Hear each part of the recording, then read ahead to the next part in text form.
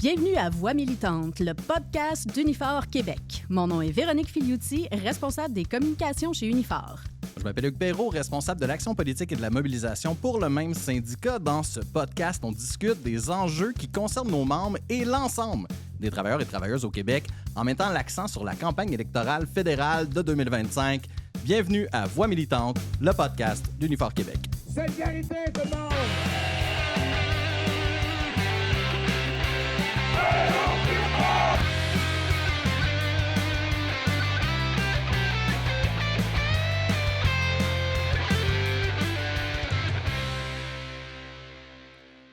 Alors, aujourd'hui, on continue à parler de la prochaine campagne électorale fédérale et ce qu'elle représente pour les travailleurs et les travailleuses.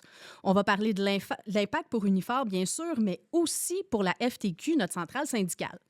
Pourquoi c'est important et surtout, pourquoi ça nous concerne tous et toutes? Ouais, puis on risque de parler pas mal de Pierre Poilièvre, parce qu'il fait nul doute qu'il va être la cible de plusieurs campagnes syndicales pendant cette campagne électorale-là. Avec nous pour en discuter, on est choyé de recevoir Magali Picard, la présidente de la FTQ, et Olivier Carrière, qui est directeur exécutif adjoint d'Unifor Québec. Bienvenue à tous les deux. Merci. Merci. Magali, Olivier, on entend souvent des gens dire que les syndicats devraient se tenir loin de la politique. Mais dans les faits, l'action politique, c'est au cœur du mouvement syndical. La question que j'aurais pour vous en commençant, c'est pourquoi est-ce que c'est crucial qu'une centrale comme la FTQ puis un syndicat comme Unifor s'impliquent activement dans l'arène politique? Bien, écoutez, c'est plus qu'important, c'est la raison d'être de la FTQ. La FTQ, on est le bras politique des affiliés. Alors, ce qu'on fait, ma job, moi, c'est de parler avec des politiciens, que ce soit au niveau fédéral, provincial, municipaux, un peu partout, pour négocier, dans le fond, le revenu social des travailleurs et travailleuses. Parce que même si Olivier, qui est un excellent négociateur, va négocier dans vos conventions collectives l'équivalent du coût de la vie, on a connu une période inflationniste assez importante dans les dernières années, même si votre revenu suit le coût de la vie. Si pendant ce temps-là, on a des gouvernements qui mettent aux poubelles nos filets sociaux. Si demain matin, on n'a plus un service de garderie comme on connaît au Québec, si nos hôpitaux deviennent privatisés puis qu'il faut payer quand on veut voir le médecin, si nos allocations familiales au fédéral sont abandonnées par les gouvernements en place, on va tous s'appauvrir. La classe moyenne, la classe ouvrière, on va tous y perdre. Donc, la FTQ, c'est ça notre job. Il faut penser qu'on a un syndicat qui protège notre revenu de travailleurs, travailleuses. On a une fédération, elle, qui travaille avec nos syndicats dans plein de dossiers, mais d'une façon très importante, qui est là pour aller protéger, faire du lobby pour garder nos filets sociaux puis notre revenu social. C'est clair, c'est très important. Olivier, est-ce que tu as la même pensée? Ben oui. Oui, mais j'irais plus loin aussi, parce qu'il y a un bout que j'ai de la difficulté à accepter. Je le comprends, mais je ne l'accepte pas. C'est pourquoi, justement, les gens remettent en doute l'implication des syndicats sur la scène politique. Alors que les syndicats sont des acteurs de la société civile. Tu sais, la politique, la manière dont je le vois, puis les gens, je pense que les gens se sentent trop loin du pouvoir pour s'impliquer de manière confortable. C'est comme si, oh mon Dieu, un député, c'est quelque chose, c'est quelqu'un d'important. La réponse est oui, c'est quelqu'un d'important, un ministre. Mais c'est des gens qui sont accessibles, mais autrement, c'est que, bon, un parti va décider de prendre le pouvoir avec un programme, puis après ça, ben, ils vont se comporter puis évoluer en fonction des intrants, là, des pressions qu'ils ont de l'interne puis de l'externe. Et puis là, on est en train de se faire dire que non, il ne faudrait surtout pas aller semer, nous autres aussi, des idées dans la tête de nos politiciens et politiciennes. Et non, il y a plein de gens. La société d'affaires fait ça à plein temps. Et puis, je peux comprendre que ça ébranle peut-être les volontés des individus, de nos membres, parce qu'on ne va pas nécessairement parler tout le temps de la façon dont ils veulent, mais tout le monde s'occupe de politique. Fait que là, on va se surprendre qu'on s'implique. Magali vient de le dire, la FTQ est l'organe politique des affiliés. Eh bien, c'est parce que c'est nécessaire. Si la FTQ était créée, c'est parce que tout le monde s'est rendu compte qu'on se faisait mener en bateau par les politiciens, politiciennes qui avaient des agendas qui répondaient seulement aux employeurs, aux employeuses, aux entreprises, aux corporations. Maintenant, ça prend un équilibre, ça prend un rapport de force, puis ça fait partie de la game. Puis là, je fais le parallèle douteux. Tu sais, nos membres, ils ne se posent pas de questions. Quand c'est le temps de faire une assemblée pour aller déterminer le cahier de négo, ils sont dans la salle, puis ils nous le disent, s'il vous plaît, vous allez mettre ça, vous ne mettrez pas ça. C'est un peu pareil, la politique. chose. C'est un peu pareil, une campagne électorale. Fait que là, on est en train de dire que les syndicats, il ne faudrait surtout pas aller dire aux politiciens, « Hey, mettez ça dans votre programme, puis mettez pas ça. » Ben voyons donc. Fait que c'est naturel, puis oui, c'est naturel, C'est essentiel. mais c'est l'extension, justement, de la négociation locale. C'est comment amener à un niveau national, provincial, international ultimement, mais quelque chose qui s'est géré localement à la base. Fait que pour ce qui est de l'implication politique, excusez-moi l'anglicisme, c'est un no-brainer.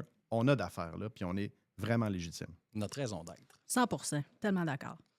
Bien, justement, Magali, est-ce que tu peux nous parler un peu de la campagne que la FTQ va mener en 2025? Ben, c'est pas mal historique ce qu'on va faire à la FTQ parce qu'on est dans une période comme on n'a jamais vécu avant. On ne peut pas faire face à un homme qui est plus dangereux pour les travailleuses et travailleurs que Pierre Poilievre.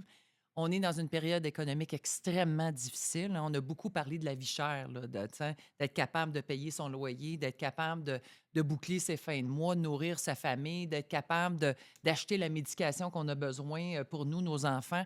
On est sollicité de partout. Il y a un paquet de monde qu'on représente qui travaille 40 heures par semaine, qui ont besoin d'une deuxième job pour être capable de boucler leur fin de mois. On est dans une période difficile. Puis, en même temps qu'on vit ça, hein, cette période-là extrêmement exigeante pour notre monde, bien, on a quelqu'un qui arrive au pouvoir, puis qui fait des promesses, puis qui se présente comme étant un gars du gros bon sens, puis qui s'en vient, puis qui a une baguette magique qui va tout régler ce qui va mal. Là, on n'est même pas rendu, là, on ne parle pas des menaces tarifaires de Donald Trump. Là. On fait juste parler depuis le début, hein, que ce gars-là est arrivé comme chef de son parti, qui convainc tout le monde au Canada en disant moi, là, je vais vous régler ça. Problème d'habitation, je vais régler ça. Je vais baisser les impôts. Il y a vraiment là, comme une solution miracle à tout ce qui se passe, mais il n'y a pas de plan. Hein, on n'a pas vu sa stratégie, comment il va y arriver. Tu vas baisser les impôts, mais en même temps, tu vas être capable de venir en aide aux familles qui ont de la misère à arriver et à boucler le fin de mois. Puis on parle toujours d'un gars qui a un historique politique. Tu sais, Pierre Poilievre, moi, je viens d'un syndicat qui représente des fonctionnaires fédéraux, l'Alliance de la fonction publique du Canada. Suivre la politique fédérale, c'était pas juste nécessaire, c'était l'employeur. C'était pas juste le gouvernement, c'était l'employeur des gens qu'on représentait. Moi, je connais Pierre Poilievre parce que je suis sa feuille de route depuis des années. Ce gars-là a toujours voté pour des projets de loi anti-travailleurs, anti-classe moyenne. C'est un gars qui a voté contre un salaire minimum sur le Code canadien du travail. C'est un gars qui a voté contre les pensions pour nos aînés. Il est là, sa feuille de route nous parle. Alors qu'on a des problèmes comme on n'a pas vécu depuis bien longtemps comme citoyenne, comme citoyen, bien, il y a une conjoncture économique qui fait qu'un gars comme Pierre Poilievre a suscité l'intérêt de pas juste la population, mais également d'une partie de nos membres. Il y a des travailleurs syndiqués actuellement au Québec puis partout au Canada qui disent ouvertement que leur homme, c'est Pierre Poilievre. Et là, ben, vous en avez parlé d'entrée de jeu. Nous, on se fait dire, les syndicats, vous ne nous direz pas pour qui voter. C'est pas le rôle des syndicats. Pourquoi vous faites de la politique? Olivier t'a super bien répondu à ça. Mais c'est pas vrai qu'on va être conscient d'une menace qui touche directement notre monde puis qu'on ne va pas leur dire. Alors, la FTQ a pris des moyens pour cette campagne-là qui sont assez importants. Pourquoi? Et qui sont différents également. Donc, on ne s'en va pas dans une campagne où la FTQ va aller dire au monde pour qui voter. Par contre, on va être honnête, transparent, puis on va essayer de venir défaire des messages qui sont malhonnêtes de la part de certains partis, puis spécifiquement de Pierre Poilievre. C'est extrêmement intéressant d'entendre justement tout ce qui est mis de l'avant, puis le fait de prendre le message qui est mis de l'avant par les conservateurs, puis essayer de défaire, puis de démystifier justement qu'est-ce qui est dit. Ça m'amène à la prochaine question, dans le fond, pour Olivier. Du côté d'Unifor, là, Magali vient de nous expliquer tout ça, mais comment est-ce que nous, on va collaborer avec la FTQ pendant cette campagne électorale-là du côté d'Unifor? On va collaborer solide, mais en fait, avant d'aller au mode de collaboration, je suis content d'entendre ce que tu dis, Magali, parce que souvent, dans les campagnes, nos membres, ce qu'ils nous disent, c'est « Ouais, mais on n'a pas vraiment d'outils pour être capable de répondre, on n'a pas vraiment les éléments pour... Tu sais, toi, t'es bonne, Magali, t'es capable de faire du tac au tac. Ah, vous autres, les représentants syndicaux... » Mais nos gens ont besoin d'avoir de l'information accessible qu'ils vont pouvoir utiliser pour rechanger le point de vue avec leurs collègues, leur discussion dans la cafétéria pour dîner, parce que c'est ça la réalité. Là. C'est la clé. Fait que rejoindre nos membres, c'est la clé. Discuter avec eux autres, c'est la clé. Mais un autre élément aussi, c'est que nos membres ne réalisent pas, puis quand ils nous critiquent, on s'implique dans la politique, c'est il est où le lieu de débat où il n'y a pas de conséquences? Ben, c'est les syndicats. Il n'y a pas de conséquences. Il n'y a pas personne qui va te juger. Tu ne perdras pas ta job. Tu ne perdras pas. Tu perdras rien. En fait, c'est que les syndicats t'offrent une place pour aller débattre puis discuter sans qu'il y ait aucune conséquence. Trouve-moi une structure T'as raison. dans la population qui permet ça. Bien, c'est sûr qu'on est plus à gauche, on a plus des idées qui vont aller vers le collectif, le bien-être ensemble. On n'est pas dans la méritocratie. Tu sais, beaucoup de monde aime ça. Ah oui, on devrait être payé que des bonus. Ben oui, mais toute fois qu'on l'a essayé, on s'est fait avoir. Mais on offre un espace de débat que nulle part ailleurs il est offert sans conséquence. Fait que ça, c'est un message que je pense nos membres, j'aimerais ça leur dire plus direct, puis je vais leur dire tout de suite. On vous offre un espace de débat sans conséquence. Profitez-en. Maintenant, tu sais, c'est ça l'objectif de la liberté d'expression. C'est des fois, le prix à payer, c'est d'entendre quelque chose que tu n'as pas le goût d'entendre, mais c'est ça aussi de cheminer. Tu sais, on n'aime pas les politiques puis ce que Pierre Poilievre, les conservateurs actuels annoncent. Est-ce que c'est des gens méchants à plein temps? Ben non, ce pas des gens méchants à plein temps. Sauf qu'ils n'ont pas les intérêts de la collectivité à la même place. Puis encore une fois, je pense que les travailleurs et travailleuses, on va parler du Québec parce que c'est d'eux qu'on parle présentement, sous-estiment énormément le pouvoir qu'on a. Le pouvoir qu'on a, là, premièrement, là, si on va parler le même langage que le gouvernement, là, on est le meilleur moteur économique du système dans lequel on vit. Hein? Consommation des ménages, c'est le fait que nous quatre, ici, là, on dépense nos payes à chaque semaine, au point même où on dépense plus que nos payes. Puis là, les institutions financières font bien du cash là-dessus, puis les 52 versements égaux sans intérêt, les entreprises font du cash là-dessus aussi. Et puis là, je m'égare dans ce que je dis. On adore ça. Mais non, mais c'est les moments toujours on les est plus passionnés. Mais intéressants. non, mais on est le plus gros moteur économique. Puis là, on est gêné. On est gêné d'aller dire aux politiciens « Hey, occupez-vous de nous autres. By the way, les payeurs de taxes, parce que nous autres, on en paye en s'il vous plaît. Puis nous autres, on n'a pas été capable de faire influencer des lois pour l'évasion fiscale puis de réduire l'adhésion aux syndicats. Ben non. Fait que, tu sais, le pouvoir du peuple, il est plus fort qu'il pense, mais les gens, là, ça fait des décennies qu'ils se font dire par, là, excuse-moi, là, mais qui sont pas si importants que ça. Il faut qu'ils se contentent de peu. En même temps, on se fait dire « Ah, la classe moyenne est importante. » Ben oui, la classe moyenne est importante, mais on nous rentre encore des lois. Puis là, tu vas me dire « Olivier, tu changes de pays, tu es rendu au Québec. » Au Québec, on nous fait des lois qui veulent nous enlever le droit de grève. Mais on a C'est vu dur de ne pas parler du PL 89. Hey. On est le 24 Exact. février aujourd'hui. Hey, surtout que j'ai eu un appel avec Jean Difficile. Boulet après-midi. Laissez-moi vous dire que... Difficile de ne pas parler de ça. Puis tu sais, imagine les libéraux avec McKinnon qui ont utilisé Le des 107. articles qui dormaient pour venir nous enlever le droit de grève. Là, on s'imagine qu'un gars comme Poilievre, qui justement, il a passé sa vie à agir contre les syndicats, que lui va faciliter le truc, il va améliorer le truc. Écoute, puis tu sais, on est quoi là au Québec? On représente 40% des travailleurs. Fait que nous autres, encore là, les 60% d'autres travailleurs, je reviens, là, ben, les syndicats, nous autres, on en offre un espace de débat. Puis on offre un espace où les gens peuvent s'exprimer. Alors que dans les autres entreprises, ils ne l'ont pas, ça. Fait qu'on a un avantage indéniable, à savoir, on est déjà organisé, on est déjà conscient de ce qui se passe, on connaît déjà nos membres. Puis tu sais, même nos membres qui sont en faveur de Poilievre, le Magali, on s'en est parlé à quelques reprises, ils veulent qu'on leur parle de politique. Ils veulent pas. Puis je les comprends. Il n'y a pas personne qui se dit tu vas voter ci, tu vas voter ça. Moi non plus, je suis le premier. Tu ne me diras pas pour qui voter. Ben non. Mais en même temps, nos membres veulent. Ils nous le demandent. Pendant que nous autres, on est en train de travailler, là, puis de s'occuper de nos familles, puis de faire les lunchs le dimanche, là, puis de faire les brassées de lavage, puis rouler à 150 000 à l'heure, bien, on est content que nos syndicats soient là, une partie d'eux en tout cas, à s'occuper d'affaires politiques, pour nous permettre de rester à flot sur ce qui se passe. Parce que ça va vite, s'il vous plaît. Absolument. Bien, merci beaucoup, Olivier. Puis on va donc effectivement entendre parler pas mal de Pierre Poilievre, j'ai bien l'impression. Puis justement, pendant qu'on est sur le sujet, on a pensé préparer une petite chronique biographique sur cet individu qui peut-être expliquera davantage pourquoi il y a une levée de bouclier contre ce politicien. Ben, effectivement, merci Véro. On va parler un peu de Poilievre. Puis je vous ai préparé une petite chronique, une petite historique sur le personnage politique. On va parler de Poilievre. Souvent, on parle de populisme.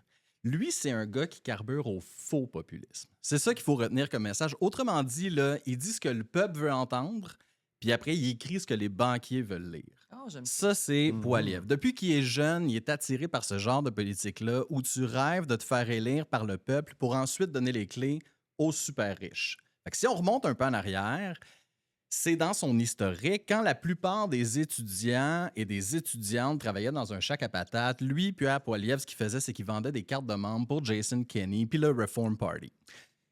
Juste pour tout le monde, si vous le savez pas, le Reform Party puis Jason Kenney, ça égale pro-employeur. Fait que juste qu'on retienne ça.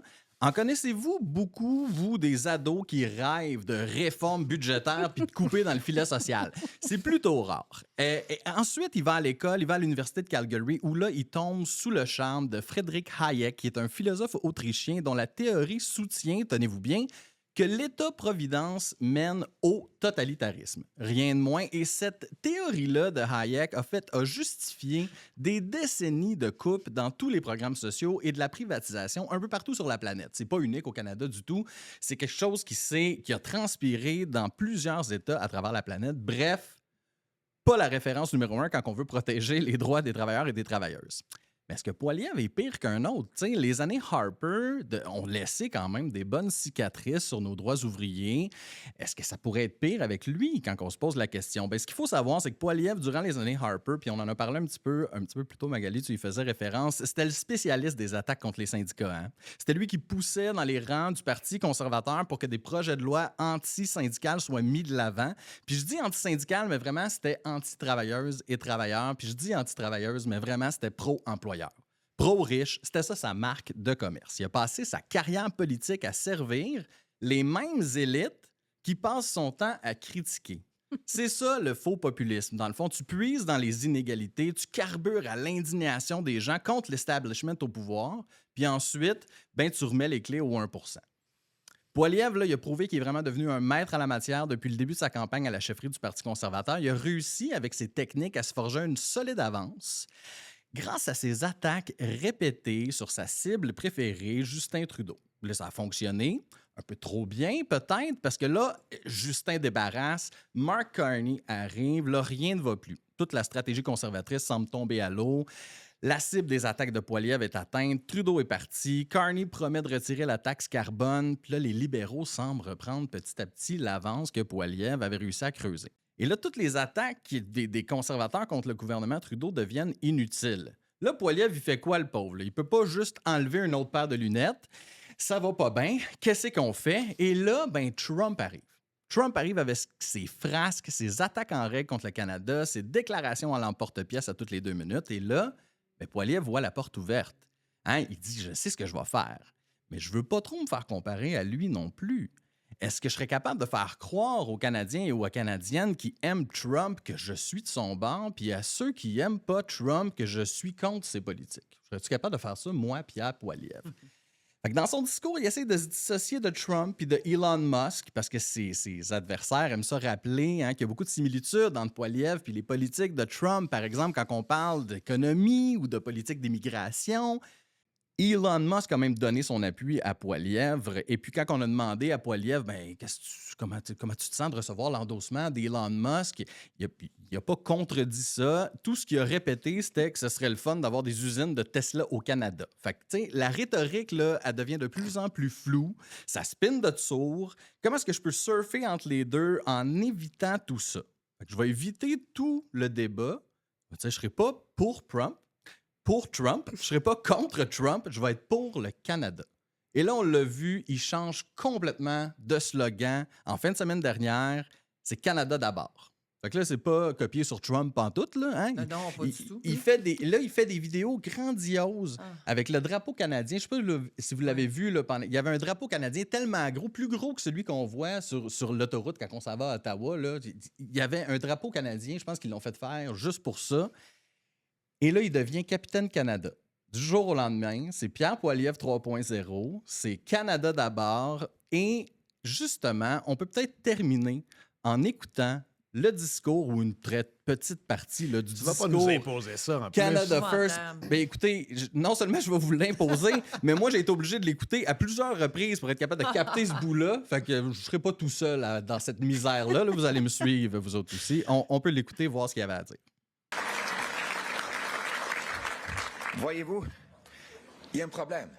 C'est qu'on parfois, on est trop poli, trop doux, trop humble. On est lent à nous fâcher et rapide à pardonner.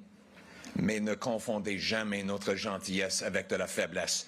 On aime notre pays et notre drapeau. On est un peuple fort et fier de son histoire. Donc, soyons clairs, nous ne serons jamais un État américain. J'ai l'impression que c'est Carney qui a écrit son discours. Parce qu'il a dit à peu près la même affaire. Un mot pour mot. Écoutez, moi, j'écoute ça, je me suis tellement viré, j'avais tellement les yeux qui viraient par à l'envers qui sont presque restés pris. On vient d'entendre, en fait, un bon portrait de Poilievre puis de sa carrière politique. Merci, Hugues, pour ça. Magali, Olivier, est-ce que vous pensez que ce changement de stratégie-là, le Canada d'abord, Capitaine Canada, etc., appelez-le comme vous voulez, est-ce que ça va permettre au Parti conservateur de reprendre son avance, vous pensez, ou est-ce que ça risque d'être un coup d'épée dans l'eau? Magali. Oui, ben moi, je pense que c'est un coup d'épée dans l'eau puis solide à part de ça. Parce que tu l'as bien dit, Hugues, il fait un copier-coller de la campagne de Donald Trump avant ses élections. C'est un copier-coller, tu sais. Hein? Donald Trump, c'est Make America Great Again. Lui, c'est Capitaine Canada. Toutes ces approches, on l'analyse, on le suit de près. Là. Tout ce qu'il dit, tout ce qu'il fait, ses techniques, c'est vraiment un copier-coller. Puis il vient outrer quand il se fait dire que c'est un mini-Trump. Bien, c'est ça qu'il est. C'est un mini-Trump, tu sais. Puis je suis contente, hein, dans la bio que tu as faite, j'ai reconnu le gars. On parle du même Pierre Poilievre, qui a toujours travaillé pour le 1 % de riches et qui fait les mêmes promesses que Donald Trump faisait aux Américains. Mm. Là, le même gars qui vient d'être élu, ça fait pas un mois que Donald Trump est arrivé hein, comme président. Puis là, il est en train de virer la planète à l'envers. Il dit aux Américains, oui, ça va être dur, les tarifs, parce qu'il ne faut pas oublier qu'à la fin de la journée, c'est eux autres qui vont les assumer, ces coûts-là. Il va falloir qu'on se serre la ceinture, ça va être tough. Mais c'est drôle, il n'avait pas parlé de ça avant les élections. Pierre Poilievre, à cause de ça, veut se dissocier un peu plus de Donald Trump, mais en même temps, il n'est pas capable de tout revirer parce que oui, sa campagne, depuis le début, te dit c'était contre Trudeau. Puis souvenons-nous qu'il appelait ça, c'était Trudeau. Hein? Fait que tout était Trudeau. Ça va mal, hein? Le prix des bananes a augmenté, c'est à cause de Trudeau. La Trudeauflation. La Trudeauflation. Puis, fait qu'il avait tout mis ses œufs dans le même panier. Il semble qu'il ne fallait pas être un grand devin pour savoir que Trudeau, il ne serait pas là aux prochaines élections. Ça a peut-être été plus long qu'on pensait avant qu'il quitte. Mais je pense que 80 % du monde au Canada aurait pu vous dire c'est pas le gars qui va être là aux prochaines élections. Donc, c'est assez invraisemblable qu'il avait quand même volontairement fait une campagne à 100 % qui a été payante parce qu'il est venu très élevé dans les sondages. Mais là, moi, je pense qu'on le voit, il est silencieux parce que là, il relance sa campagne. Et il y a eu un onde de choc là, où on ne l'a pas entendu nulle part, où là, il fallait qu'il revoie sa campagne. Là, il est mal pris.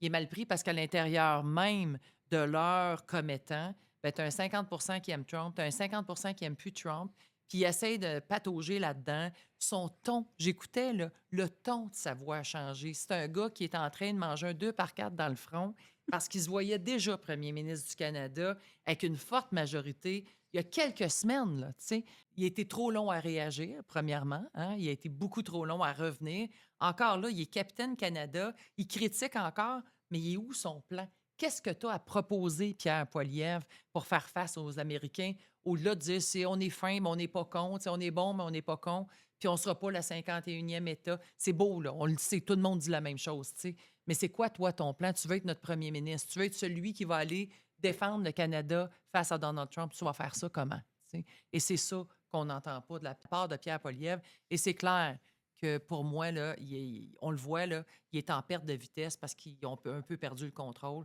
Puis je pense pas que ça va aller à s'améliorer, malheureusement. Ben, pour lui, malheureusement. Effectivement. Olivier, toi, de ton côté, est-ce que tu es du même avis? Coup d'épée dans l'eau? Totalement en désaccord. En fait, Débat. non, mais t'as raison, Magali, parce que ça démontre que, justement, il faisait pas une campagne sur un plan pour développer le pays. Il faisait une campagne sur chialer critiquer. Et ça, c'est tellement facile à faire. Ah. En fait, c'est même très pauvre. Pierre Poilievre, c'est juste un gars qui joue sur des slogans pour manipuler le monde dans le but de prendre le pouvoir puis d'arriver à un objectif qu'il veut surtout pas dire. Il ira pas dire « moi, je suis en faveur du 1 ». Ça ne sera pas winner. Maintenant, l'autre élément aussi, c'est qu'on n'est pas habitué à ce genre de politiciens-là. Puis là, on en voit l'effet réel. Tu sais, habituellement, on a des gens de profession libérale, hein, des avocats, des médecins, on va avoir des enseignants, on va avoir des journalistes qui deviennent politiciens. On a des travailleurs, travailleuses sociales qui deviennent politiciens, politiciennes. Donc, des gens qui ont vécu une vie normale dans un créneau donné de notre société. Et là, ils décident de s'ajouter dans une équipe gouvernementale pour venir apporter « Ah ben moi, je me suis occupé de sport amateur toute ma vie, je vais aller donner un coup de main de ce côté-là. » Ah ben tant mieux, parce que le neurochirurgien, lui, il ne sait pas c'est quoi le hockey mineur. Il n'a pas le temps. C'est pas parce qu'il ne veut pas, il n'a pas le temps. Mais là, on a un gars qui, lui, est sorti de l'école, il a été élu, puis la seule chose qu'il connaît, c'est la machine gouvernementale, la machine politique, la machine médiatique pour la contrôler. Ce gars-là, ça fait 25 ans qu'il observe les Québécois, les Québécoises, les Canadiens, les Canadiennes pour leur dire « OK, comment je suis capable de manipuler cette patente-là pour arriver à mes fins? » Et là, c'est en train d'arriver. Les gens l'ont trouvé bien smart parce que ça faisait du bien, vent de fraîcheur. Mais là, il n'y en a pas de plan. Il n'y en a pas. Je souhaite que les gens réalisent que ce qu'on a de besoin comme gouvernement, c'est pas un gouvernement qui nous promet plus de richesses. C'est pas un gouvernement qui nous promet des baisses d'impôts. C'est un gouvernement qui va nous promettre qu'on va pouvoir continuer à s'émanciper comme société, comme être humain, de s'assurer que nos enfants aillent à l'école sans trop de stress, que nos confrères, consoeurs, nos concitoyens se promènent dans la rue à n'importe quelle heure de la journée sans avoir peur de ce qui se passe. Parce qu'il y a beaucoup d'endroits sur la planète qu'après 10 heures, tu ne sors pas. Mais ça, on ne vit pas ça. Moi, je pense à ma famille qui habite... parce que moi, je suis à Montréal, j'habite sur l'île de Montréal, je barre mes portes. Mhm. Mais mes cousins à Saint-Ludger-de-Milo, là, ils ne barrent pas leurs C'est portes. quoi l'adresse de tes cousins? C'est au lac Saint-Jean. Des blagues. Non, mais tu sais, nous autres, on ne barre pas nos portes. On sait bien, vous autres, les gars de la Ben ville, oui. vous barrez vos portes. Ben, mais qu'on les barre nos portes parce mais eux autres, ils ne barrent pas leurs portes pour toutes sortes de bonnes raisons. La gang à Saint-Ludger, là, barrez vos portes. Barrez Olivier vos Carrière vient de portes. dire à tout le monde que Tout vos le portes monde sont pas le sait. Mais barrées. non, mais tu sais, le degré Ouais. le degré de sécurité sociale, il est tellement que, hey, nous autres, on ne barre pas nos portes, on laisse nos chalets ouverts. Alors que tout le monde en ville, ben non, j'ai pas de me faire voler. Ben pourquoi? Ben c'est les filets sociaux qui nous permettent de vivre dans un état paisible. Puis lui, il veut scraper ça. Fait que son plan, là, moi, il m'allume pas. Ben, si je peux me permettre, là, tu l'as bien dit, hein, ils promettent de baisser les impôts, mais pour arriver à ça, là, ils l'ont fait avec un gouvernement conservateur, pas extrême comme Pierre Poilievre, mais il était quand même un député conservateur lorsque Stephen Harper est arrivé au pouvoir. Puis qu'est-ce qu'ils ont fait? Hein? Il venait d'être élu, il a annoncé quoi? Il venait d'être réélu, il venait d'annoncer on va changer la pension de vieillesse de 65 à 67 ans. Ont amené une réforme de l'assurance-emploi qui faisait en sorte que les travailleurs, là, c'était pas compliqué, ils n'avaient plus d'assurance-emploi. Il fallait que tu acceptes une job jusqu'à 100 km de chez vous, jusqu'à 60 de moins au niveau salarial que ce que tu gagnais avant. C'était épouvantable ce qu'ils a amené en place. Écoutez, des déréglementations partout, des risques au niveau de notre santé alimentaire, dans le transport. Bien, c'est ça que ça veut dire. Il n'y en a pas de solution miracle, il n'y en a pas de baguette magique. Si je baisse vos impôts, bien, quelque part, je donne moins de services, puis je coupe. Je coupe où? Au début, où est-ce qu'on ne le voit pas? Parce que, tu sais, si je te parle d'inspection des aliments, toi, tu sais, on prend pour acquis. Là, C'est tu sais. loin. C'est loin. Si C'est on ne les loin voit de moi. pas, c'est pas l'infirmière, c'est pas le médecin. Mais c'est là qu'ils ont commencé à couper quand ils l'ont fait dans les années 2010, 2012, etc. Puis il y en a eu des répercussions. Puis on a joué avec le feu, puis on en a vu des tragédies. Mais on ne veut pas revenir là. On ne veut pas revenir là. Donc, non, écoute, on connaît sa stratégie. Oui, je vais assurer, moi, grossir nos prisons. Puis si t'es riche, c'est parce que t'as fait ce qu'il faut. Puis si t'es pauvre, tant pis pour toi, c'est parce que t'as pas fait ce qu'il fallait. T'as pas travaillé assez fort. T'as pas travaillé assez Ben fort, tu sais. Donc, on va créer du cheap labor, on va nuire à la syndicalisation, les femmes au niveau de l'avortement, on va brimer l'accès à l'avortement, on va permettre à des médecins de refuser d'en faire. Où on s'en va où? Mais on s'en va où? Il faut se réveiller, là. C'est hyper important. Puis je le disais tantôt, on réalise pas ce qu'on met au jeu. Mais c'est grave. On peut juste regarder, là. Tu parlais de nos voisins du Sud, là. Il n'y a pas personne qui peut nous dire que ça va bien, là. Tu sais, c'est épouvantable. On est-tu obligé volontairement de s'en aller là au nom du changement? Bien, là, il y en a d'autres options de changement, là. Ah, puis voir que le 1 a besoin de plus de ressources. Hmm. Come on. Come on. Tu as déjà un méga bateau, une île, 3 avions. Excuse-moi, là, mais... Ça devrait Fait- être assez. Tu sais, je dis pas si on avait une pénurie de personnes qui ont les moyens de développer des projets. Non, il y en a en masse d'une capacité d'investissement, des gens qui ont des bonnes idées. En plus, c'est génial. Mais là, on est en train de dire on va aller détruire une structure collective puis le bien-être de tout le monde au nom de tout ça. Ben moi, j'embarque pas là-dedans. Tu craches un peu sur le 1 là, tu disais qu'il n'y avait plus besoin d'argent. Mais, tu sais, il y a des situations, puis je vous amène une autre perspective. Là, Jeff Bezos, l'autre fois, voulait aller sur son île qu'il a à lui. Puis là, il était 13, mais sur le bateau, il en rentre juste 11. Oh. Là, tu es obligé de prendre 2 bateaux. Oh. Là, c'est fatigant. Là, tu sais, s'il pouvait s'acheter un plus gros Ben bateau, oui. tu sais, c'est ça, il sauverait du temps. Tu sais, il y a, Ben il y a de oui. l'amélioration à faire. Mais merci à vous deux pour vos réponses. Moi, j'ai une dernière question. Oui. Dernière question, puis rapide. Oui. La campagne électorale s'en vient. Moi, je veux savoir, pas au niveau de la présidente de la FTQ, ni au directeur adjoint exécutif d'Uniforme, mais pour vous, quel va être l'enjeu le plus important de la prochaine campagne électorale? Pas la question de l'urne, je cherche pour Magali et pour Olivier. Magali, selon toi? Ben, on en a parlé beaucoup. Moi, je suis très inquiète de perdre nos programmes sociaux. Je vous le dis, là, il a déjà dit, Pierre Poilievre, moi, j'ai ma belle-fille, ils ont 2 petites filles extraordinaires, puis ils travaillent fort, elle et son conjoint, ils ont des bonnes jobs, mais ils ont besoin de leur allocation familiale, c'en est évident, tu sais. Et là, ben, Pierre Poilievre a déjà dit, tu sais, il y a des journalistes qui l'ont questionné en lui disant est-ce que vous allez soutenir, vous, si vous deveniez premier ministre du Canada, les allocations familiales? Parce que vous aviez voté contre ces allocations-là, puis l'augmentation, puis tout ça. Il a répondu en disant j'aime pas le mot allocation. Fait que déjà, on sait que ça ouf.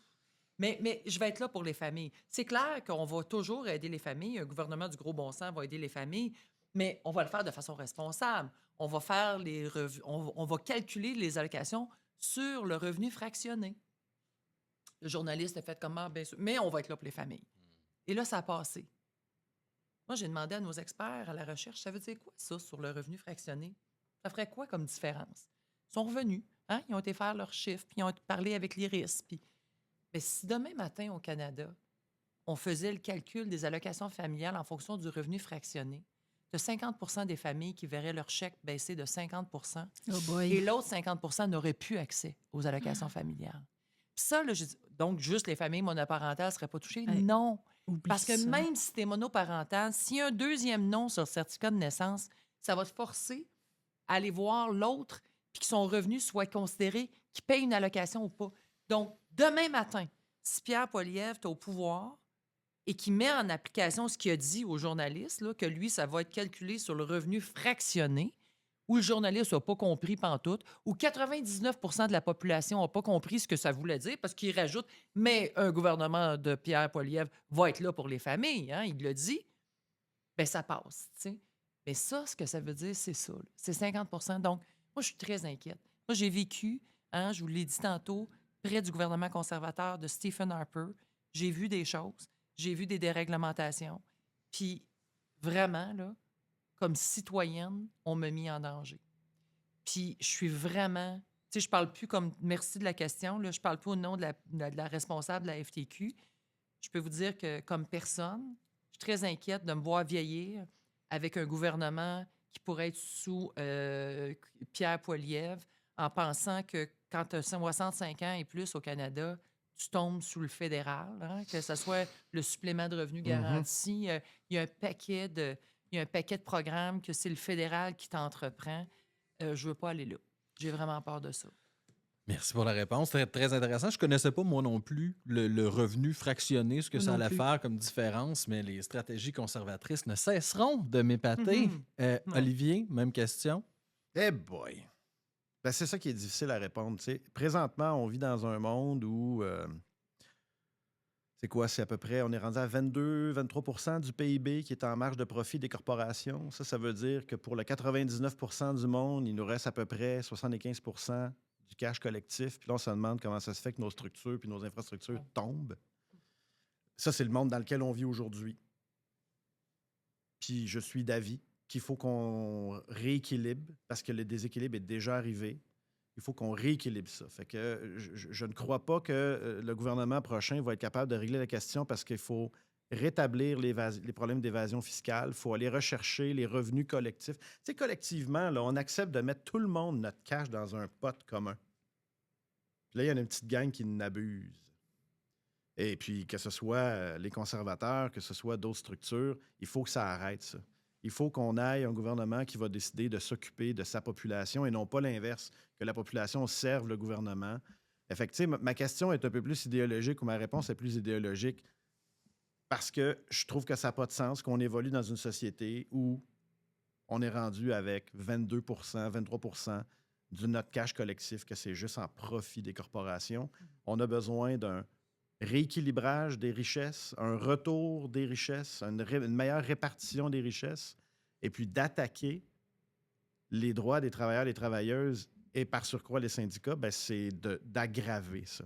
Fait que moi, pour revenir plus précisément, tout ce qui touche les atteintes aux droits des travailleurs et travailleuses, qu'ils soient organisés dans des structures syndicales ou pas, il faut que ça cesse. Parce que la solution passe par le maintien de ta population et non pas l'affaiblissement de ta population.